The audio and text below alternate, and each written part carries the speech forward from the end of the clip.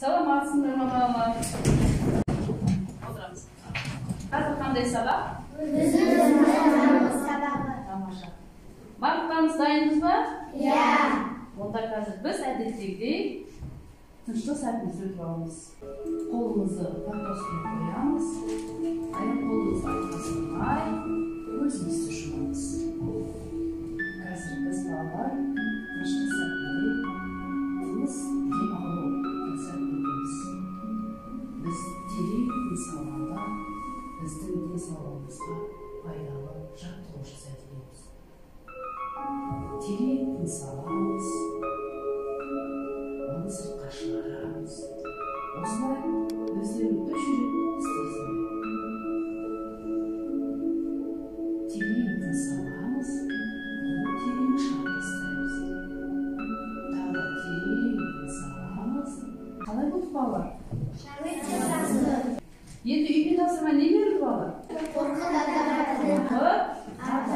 Оқып келдіңдер ма? Иә. Тамаша. Онда мен сендерге қазір сұрақтарды беремін. Сұрақтарды оқып, жауап береміз. Кім жауап береді? Айта ғой. Қорқыттың неге келуі ел есінде қалай қалды? Қорқыт атаның ол жер сілкінісі болып, қара аспанды су алған еді. Сондықтан ел есінде қалды. Өте тамаша, иә? Қандай екен?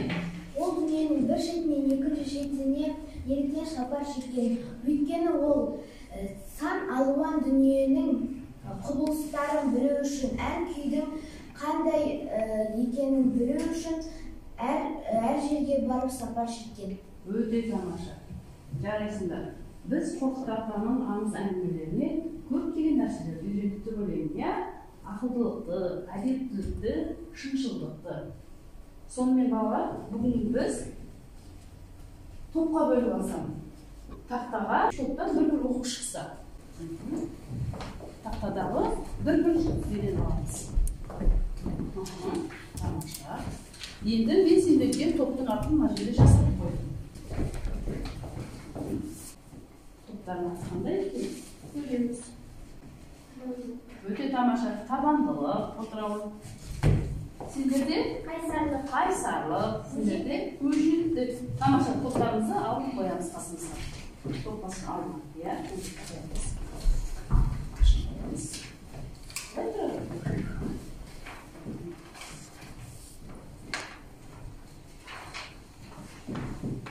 Ал енді балалар, біз өткен сабақта Қорқыт атаның мәтінін оқып келген екенбіз.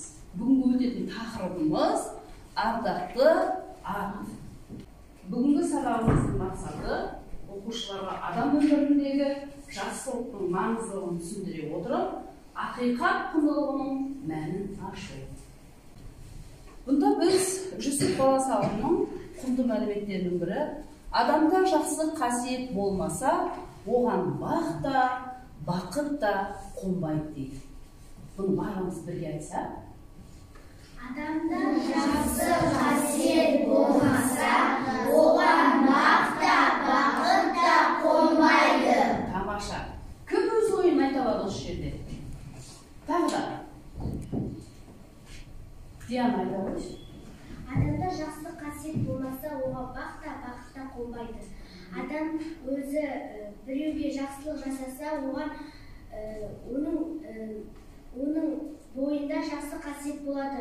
Ал ол жақсылық жасамаса, оған бақ та қонбайды. Тамаша. Тағы да кім айтады? Адамның жақсы қасиеті болмаса, өзінің бақытты бола алмайды. Тамаша. Айтады. Адамда жақсы қасиет болса оған бақ та қонбайды дегеніміз. Мысалы біз біреуге жаман нәрсе жасасақ, бізге бақ та бақыт та қонбайды. Тамаша. Балалар, өте тамаша. Адамда жақсы қасиет болу үшін біз не істеуіміз керек? Әрқашанда біздің бойымызда жақсы қасиеттер болу керек екен. Сол жақсы қасиеттің арқасында біздің басымызға бақ та, бақыт та қонады екен. Біз қолымыздан келгенше не істеуіміз керек? Адамдарға қол ұшымызды көмектесіп жүруіміз керек. Тамаша. Біз жаңа дәйек сөз айттық, иә? Өздерің түсіндіңдер ме дәйек сөздер? Иә. Тамаша. Жүсіп баласағұни шынаты Жүсіп Хасқабич баласағұни. Ол шамамен 1020 жылдары дүниеге келген. Ақын, ойшыл, ғалым, мемлекет қайраткері. Бізде балалар сабағымызды бастар алдында әдеттегідей 5Т ережесімен 5 құндылықты атап өтуіміз керек екен, иә? Барымыз бірге. Тәртіп, талап, тыныштық, тазалық, татулық. 5 құндылығымыз ақиқат, сүйіспеншілік, дұрыс әрекет, тыныштық, қиянат жасамау. Тамаша.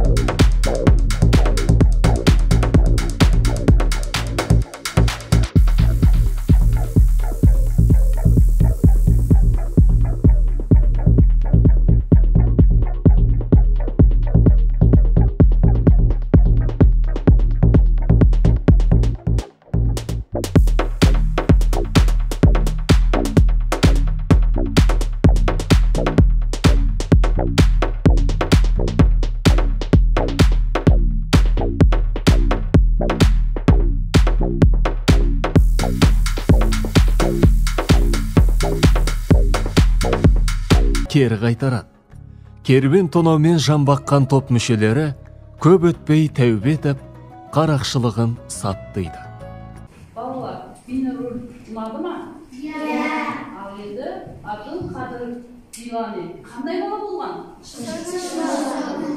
Енді балалар, біз шығармашылық жұмысқа да келіп жетті.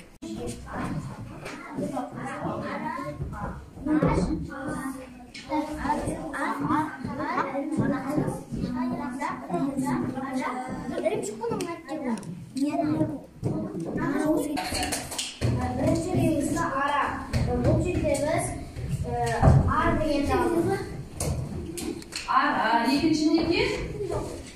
Да, үшінші? Төртінші? Қыдыз. Сосын? Не сөз шықты? Тамаша отырамыз. Балалар енді топпен ән айтамыз.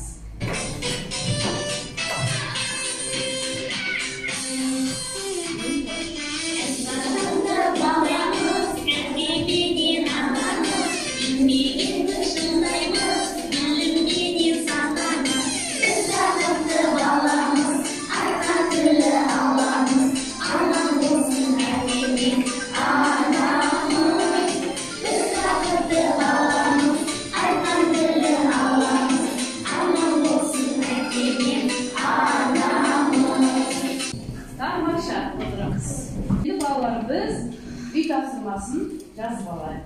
65-68 беттегі қайырымдылық ертегісін оқып келеміз балалар. Бүгінгі сабақ қандай болды? Тамаша.